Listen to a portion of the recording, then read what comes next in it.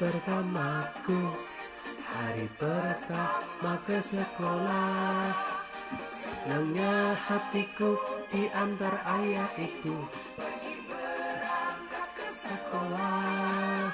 Senangnya hatiku bertemu teman baru.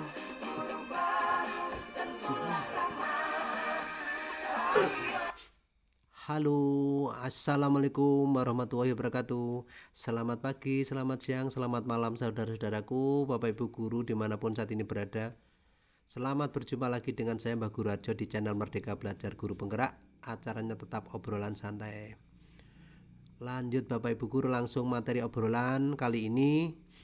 Trik meningkatkan kemampuan siswa dalam menerapkan tanda baca pada kalimat dan intonasinya. Nah, materi yang kita pilih ini menarik sekali, sekaligus lanjutan dari yang kemarin, trik meningkatkan kemampuan siswa dalam menerapkan tanda huruf besar dan spasi. Sekarang meningkatkan kemampuan siswa dalam menerapkan tanda baca pada kalimat dan intonasinya. Bapak Ibu yang saya hormati dimanapun panjenengan berada, semoga tetap diberikan kesehatan, kekuatan, sekaligus kesabaran dalam masa pandemi ini, dan semoga COVID-19 segera lenyap dari bumi yang kita cintai, amin. Nah, ini realitas dan harapan Mas Nadiem. Sekali lagi, ini yang diharapkan oleh Bapak Mendikbud kita. Harapan Mas Nadiem Makarim antara lain adalah agar siswa tidak hanya dapat membaca tetapi juga harus bisa memahami apa yang dibaca. Oke. Saya kira semua orang setuju. Bapak Ibu guru setuju, orang tua siswa sangat setuju. Begitu Bapak Ibu ya. Jadi harapan Bapak Mendikbud kita luar biasa. Nah, dari pernyataan tersebut tersirat adanya keraguan terhadap kemampuan siswa selama ini dalam memahami isi bacaan. Jadi dari pernyataan tersebut tersirat adanya keraguan terhadap kemampuan siswa selama ini dalam memahami isi bacaan. Memang Bapak Ibu, Mas Nadiem ini kelihatannya betul-betul mengerti keberadaan kemampuan siswa kita. Nah, memang tidaklah salah jika Mas Nadiem selaku Menteri Pendidikan merasakan adanya kemampuan siswa dalam memahami bahasa itu rendah. Dan Mas Nadiem bukan tanpa alasan. Sebab hasil beberapa lembaga survei, pendapat ahli bahasa dan tokoh pendidikan, serta fakta di lapangan pun juga menunjukkan hal yang sama. Dan ini sudah lama, berpuluh-puluh tahun Bapak Ibu. Nah, ini yang bertanggung jawab siapa? Pada pembelajaran apa? Nah, sebetulnya yang bertanggung jawab adalah proses pembelajaran bahasa Indonesia. Jadi ada kemerosotan kualitas pendidikan itu karena asal-usulnya dari pembelajaran bahasa Indonesia yang salah arah. Saya katakan pada awal video saya yang pertama. Nah, saya tidak ulang kembali tujuan pembelajaran bahasa Indonesia dan hakikat belajar bahasa itu seperti apa. Saya tidak ulang. Tetapi kalau Bapak Ibu yang baru mau menonton video saya yang pertama, silahkan. Dan terjadilah obrolan. Begini obrolannya Bapak Ibu, ini intinya. Mengapa kemampuan siswa dalam memahami isi bacaan diragukan oleh Mas Nadiem? Saya jawab, jangankan memahami isi bacaan Pak, jangankan memahami isi bacaan Bu, kemampuan membaca saja anak-anak kita masih rendah.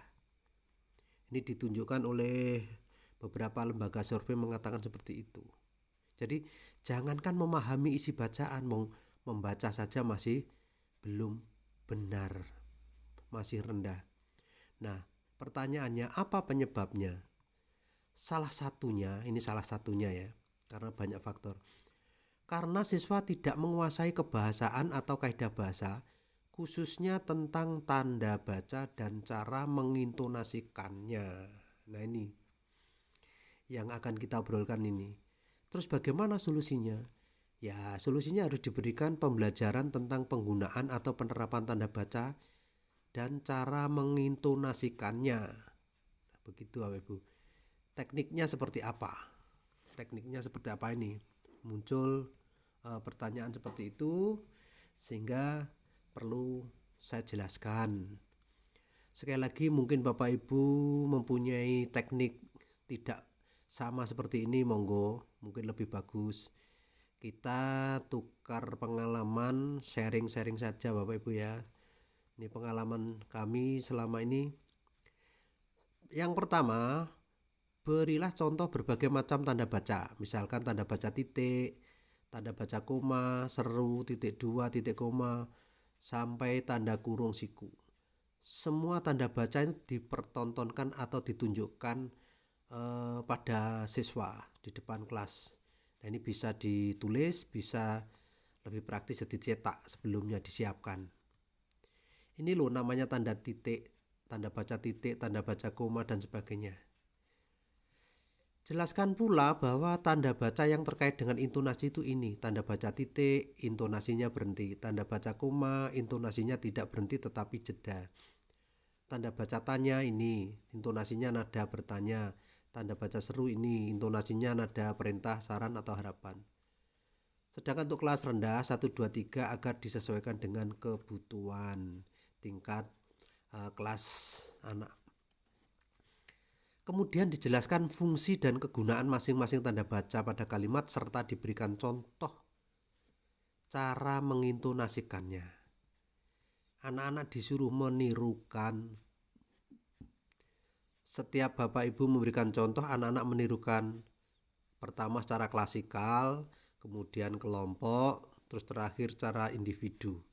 Jangan sampai tidak diuji atau disuruh menirukan secara individu, sebab secara klasikal itu bagus menirukan, tetapi secara individu belum tentu. Ini pengalaman saya seperti itu, maka jangan sampai tidak menguji secara individu. Yang nomor 5, dijelaskan akibat jika penempatan tanda baca salah akan berpengaruh pada intonasi. Jadi tidak hanya dijelaskan fungsi dan kegunaan, tetapi apabila salah menempatkan tanda baca, maka akan berpengaruh pada intonasi.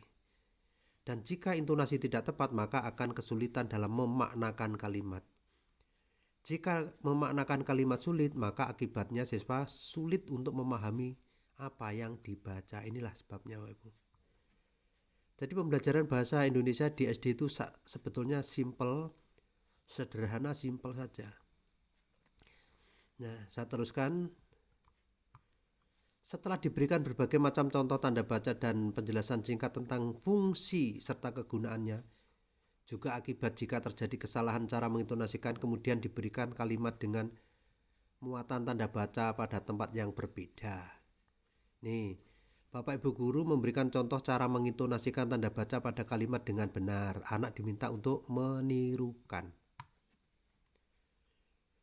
Jangan sampai tidak menirukan. Nah, ini kosong semua Bapak Ibu. Jadi kalimatnya tanpa tanda baca. Anak-anak diberikan tayangan atau ditulis, bisa di kertas, karton, bisa di papan tulis begitu saja. Monggo, itu teknik saja, terserah kemampuan Bapak Ibu. Satu persatu dibaca dengan sesuai dengan keadaan yang ada. Apabila kalimat belum ada tanda baca, coba perhatikan anak-anak, kalimat nomor 1 ini apakah sudah ada tanda baca? Anak-anak pasti menjawab, belum Pak, belum Bu. Kalau belum ada tanda baca, cara membacanya begini. Meskipun anak orang kaya Anton tidak sombong. Meskipun anak orang kaya Anton tidak sombong, karena belum ada tanda baca sehingga tidak berhenti, masih melanjur atau landai, ya, tidak berhenti. Ini penting Bapak Ibu supaya anak bisa membedakan ada tanda baca dan tidak itu, sehingga kemudian setelah beberapa kali anak menirukan, diyakini bahwa anak sudah bisa, maka diberi tanda baca. Nah, pertama ini aja, tanda baca titik, hanya 1 terakhir. Nah, sekarang karena sudah ada tanda baca titik, titik ini fungsinya untuk memberhentikan intonasi, cara membaca, ya, intonasinya berbeda dengan tanpa tanda baca titik. Ibarat orang berjalan, ini penghalangnya, sehingga harus berhenti. Bagaimana? intonasi berhenti begini. Meskipun anak orang kaya Anton tidak sombong. Sekali lagi, meskipun anak orang kaya Anton tidak sombong. Beda dengan tadi anak-anak. Kalau tadi tidak sombong, nah sekarang tidak sombong. Ini tidak mudah untuk anak kelas 2, kelas 3 khususnya. Bahkan saya pernah kelas 6 pun itu sering ini tidak bisa membedakan. Jadi perlu diulang-ulang, dijelaskan. Nah, kalimat ini masih perlu ada tanda baca lagi di tengah supaya anak-anak bisa lebih mudah memahami kalimat. Nah, coba sekarang saya beri tanda baca koma di sini. Nah, memberikan contoh tanda baca juga harus benar. Jangan tanda baca koma itu di dekat kata A. Seperti ini. Ini salah.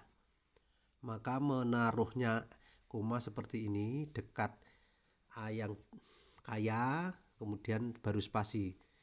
Jadi orang kaya langsung koma terus baru spasi.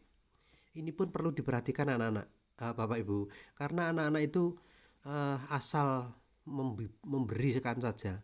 Kadang-kadang koma itu dijauhkan dengan kata yang terakhir ini. Sehingga membacanya, meskipun anak orang kaya, Anton tidak sombong. Begitu. Ini diulang berkali-kali sampai anak bisa dengan betul-betul mancep di dalam perasaannya. Meskipun anak orang kaya, Anton tidak sombong, begitu. Jadi ini tidak berhenti tetapi jeda. Meskipun anak orang kaya, Anton tidak sombong. Jadi anak diminta menirukan. Begitu pula nomor 2. Ini masih belum tanda baca, sehingga membacanya siapa nama orang tuamu. Nah, begitu, karena belum ada tanda bacanya. Nah, untuk kalimat ini ada kata tanya, maka ini diberi tanda baca tanya. Sehingga membacanya dengan intonasi seperti ini. Siapa nama orang tuamu? Nah, beda. Siapa nama orang tuamu? Kalau ini tidak sombong. Ini siapa nama orang tuamu? Anak-anak dilatih, kemudian diminta untuk menirukan. Begitu pula nomor 3. Ini diberi tanda baca seru. Nah, kalau tanpa tanda baca ya bunyinya seperti tadi. Jangan berlari nanti jatuh. Jangan berlari nanti jatuh. Tetapi kalau sudah ada tanda bacanya ini, membacanya berbeda. Jangan berlari nanti jatuh. Nah, ini lebih akan bisa dirasakan maknanya apabila diberi tanda baca koma. Jangan berlari nanti jatuh. Nah, dengan demikian anak-anak terbiasa mengerti artinya, bisa membedakan antara intonasi tanda baca koma, titik, tanya, dan seru. Begitu Bapak Ibu ya. Nah, setelah itu, yang tahu persis keadaan psikologis di dalam kelas adalah Bapak Ibu. Anak-anak betul mengerti atau belum, atau tingkatnya berapa persen dan sebagainya, itu Bapak Ibu yang tahu. Tes uji kompetensi pertama. Salinlah kalimat di bawah ini dengan memberikan tanda baca yang tepat. Ibu guru, Bapak guru menyiapkan lembar kerja anak seperti ini. Masih polos semua. Belum ada tanda baca. Salinlah kalimat di bawah ini dengan memberikan tanda baca yang tepat. Anak-anak diminta untuk memberikan tanda baca. Diberikan waktu mungkin. Ini hanya sekedar contoh. 5, mungkin Bapak Ibu mengendaki 10 monggo, atau 4 monggo, terserah, itu teknis saja ya. Sekali lagi itu teknis. Diberi waktu berapa menit, terus diperkirakan. Kalau anak sudah dinilai, diadakan penilaian, dicek, ada yang salah dibetulkan. Apabila sudah betul ya diberi penghargaan. Jadi begini Bapak Ibu caranya. Nah, setelah dikoreksi oleh Bapak Ibu guru kan ketahuan ada yang betul semua, ada yang salah satu, ada yang salah dua dan sebagainya. Itu menunjukkan kemampuan siswa telah menguasai kaidah bahasa secara tulis. Sekali lagi, apabila anak sudah dapat membubuhkan tanda baca pada kalimat ini, berarti nilainya nilai kemampuan penguasaan kaidah bahasa secara tulis. Misalkan soal 5 betul semua, nilai 1, satu nomor nilainya 2, berarti kalau betul semua nilainya 10. Kalau betul 4 nilainya 8 dan seterusnya. Kalau Bapak Ibu menghendaki nilainya 1 ya, monggo, itu teknis saja. Nilainya masuk ranah nilai kemampuan penguasaan kaidah bahasa tulis. Ini membuktikan, begitu loh Bu. Jadi kalau betul semua sudah terbukti bahwa anak itu sudah menguasai kaidah bahasa tetapi tulis. Nah, kemudian setelah itu diuji kemampuannya untuk mengintonasikan tanda baca tersebut. Jadi anak-anak dengan tulisan ini tadi yang dikerjakan, anak-anak diminta untuk mengintonasikan. Kalau anak-anak dapat mengintonasikan, berarti itu nilainya penguasaan kaidah bahasa secara lisan. Sebab apa? Antara penguasaan kaidah bahasa tulis dengan lisan itu beda. Anak-anak bisa menerapkan tanda baca dengan bagus secara tulis, tapi belum tentu bisa mengintonasikan. Itu masalahnya Bapak Ibu. Betul Bapak Ibu ya. Jadi anak-anak itu bisa menerapkan, bisa membubuhkan tanda baca, tetapi belum tentu bisa mengintonasikan dengan benar.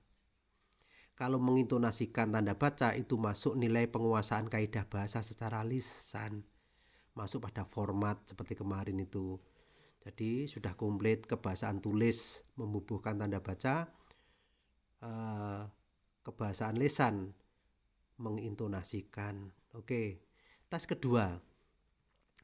Tugas untuk membubuhkan tanda baca pada kalimat dengan cara siswa diberikan beberapa kalimat tanpa tanda baca.